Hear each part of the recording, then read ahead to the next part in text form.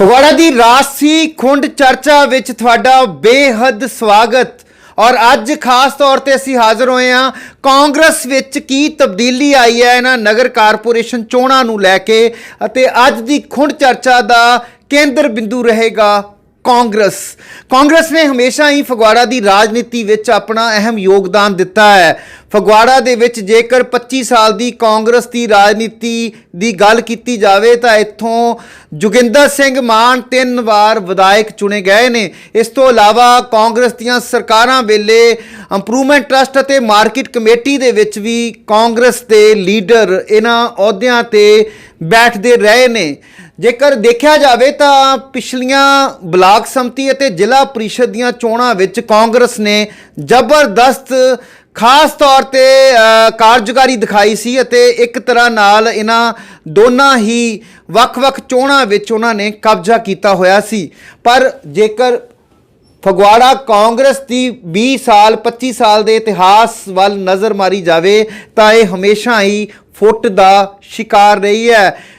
कांग्रेस वालों चोणां दे ऐन मौके ते कीती जांदी गुटबंदी अते फुट दे कारण ही बहुत वार विधान सभा चोणां विच कांग्रेस के उम्मीदवार हारदे रहे ने ते हुण नगर कारपोरेशन चोणां आ रहीआं ने ते इस नूं लैके कांग्रेस विच की उथल पुथल है इसका भी जिक्र करना बनता है। पर पहलां दसदे हां जिमनी इलैक्शन विच जदों कांग्रेस के बलविंदर सिंह धारीवाल उम्मीदवार बने सन ते पहली बार कांग्रेस गुटबंदी नूं छड्ड के एक फ्रंट ते इकट्ठी हुई सी जिस विच जोगिंदर सिंह मान साबका मंत्री ने भी खुली पेशकश की सी अते वो एक बैनर हेठ आए सी। इस तो इलावा हरजीत सिंह परमार सोहन लाल बांगा बलवीर राजा सोढी ग्रुप भी एक झंडे थले आए सन ते जिस नाल कांग्रेस ने जिमनी इलैक्शन विच शानदार जित हासिल की सी। इस तो बाद खास तौर पर एक तरह नाल देखा जाए तो चोणां तो बिल्कुल बाद ही जोगिंदर सिंह मान अते बलविंदर सिंह धारीवाल ग्रुप दे विच लगातार नज़दीकियां दूरियां बनदियां रहियां अते खास तौर पर अज दी ये पोजीशन है कि दोनों ग्रुप एक दूजे नूं देखना भी पसंद नहीं करते। तो हुण उन्हां कंसोआं दी गल करदे हां जो फगवाड़ा नगर कारपोरेशन चोणां तो पहलां ही इस वेले जो खास तौर पर वख-वख खुंड चर्चावां दा विशा बन रहीआं ने। पहला सब तो वड्डी कंसोह है कि हलका विधायक बलविंदर सिंह धारीवाल 40 तो वध सीटां ते अपने नज़दीकियां नूं टिकट दवा सकते हैं। दूजी कंसोह है कि इस तरह नहीं होएगा, जोगिंदर सिंह मान 15 तो 20 सीटां ते जो खास तौर पर अपना दावा जिता सकते हैं। इस तो इलावा हरजीत सिंह परमार और सोहन लाल बांगा ग्रुप विच भी सीटां नूं लैके खास तौर पर कंसोआं ने कि वो अपने उम्मीदवारां नूं अपने चहेतियां नूं टिकट दवा सकते हैं। इन्हां कंसोआं नूं लैके चारे लीडर भी खास तौर पर पूरे मुस्तैद ने। देखा जाए तो बलविंदर सिंह धारीवाल जो कि राजनीति दे विच नवां चेहरा ने अते जिमनी इलैक्शनां तो बाद फगवाड़ा कारपोरेशन की चोण उन्हां लई ही अहम होएगी, अहम प्रीख्या की खास तौर पर घड़ी होएगी। वो किवें इस नवे वरतारे नूं नजिठदे ने। एक सब तो वड्डी डिवेलपमेंट फगवाड़ा दे विच ये हुई है कि राजनीति का असूल है कि इत्थे दोस्त दोस्त नहीं तो दुश्मन दुश्मन नहीं हुंदा। कई बार दुश्मन दोस्त बन जाता तो दोस्त दुश्मन बन जाता।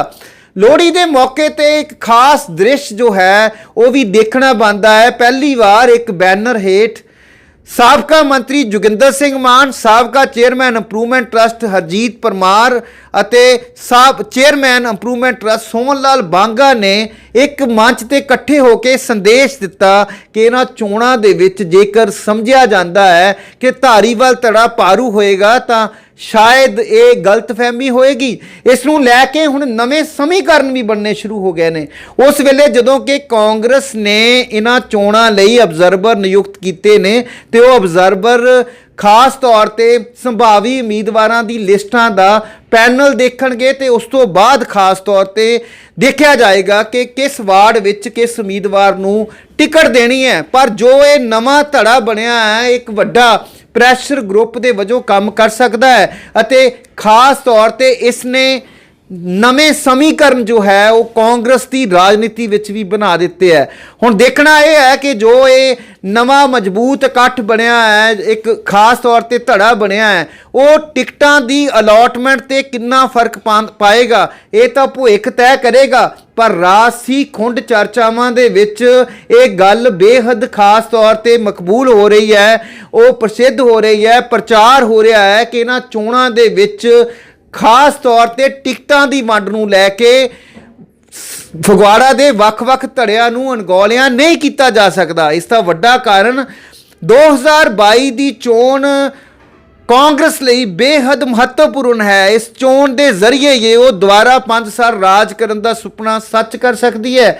ਇਸ ਲਈ ਆਬਜ਼ਰਵਰ ਦੇ ਲਈ ਵੀ ਬੇਹੱਦ ਜ਼ਰੂਰੀ ਹੋਏਗਾ ਕਿ ਉਹ ਫਗਵਾੜਾ ਦੇ ਇਹਨਾਂ ਗੁੱਟਾਂ ਨੂੰ ਕਿਵੇਂ ਉਹਨਾਂ ਦੇ ਵਿੱਚ ਤਾਲਮੇਲ ਬਣਾਉਂਦਾ ਹੈ ਅਤੇ ਟਿਕਟਾਂ ਦੀ ਵੰਡ ਨੂੰ ਲੈ ਕੇ ਖਾਸ ਤੌਰ ਤੇ ਕੀ ਹੁੰਦਾ ਹੈ। ਪਰ ਇੰਨਾ ਜ਼ਰੂਰ ਤੈਅ ਹੈ ਜੇਕਰ ਫਗਵਾੜਾ ਦੇ ਕਾਂਗਰਸ ਵਿੱਚ ਫੁੱਟਬਾਜੀ ਹਾਵੀ ਰਹੀ ਤਾਂ ਬਹੁਤ ਸਾਰੀਆਂ ਸੀਟਾਂ ਤੇ ਖਾਸ ਤੌਰ ਤੇ ਵੱਡੇ ਲੀਡਰਾਂ ਨੂੰ ਬਲਦਾਨੀਆਂ ਵੀ ਦੇਣੀਆਂ ਪੈਣਗੀਆਂ ਅਤੇ ਬਹੁਤ ਸਾਰੀਆਂ ਟਿਕਟਾਂ ਕਾਂਗਰਸ ਅਜਾਈ ਗਵਾ ਵੀ ਸਕਦੀ ਹੈ।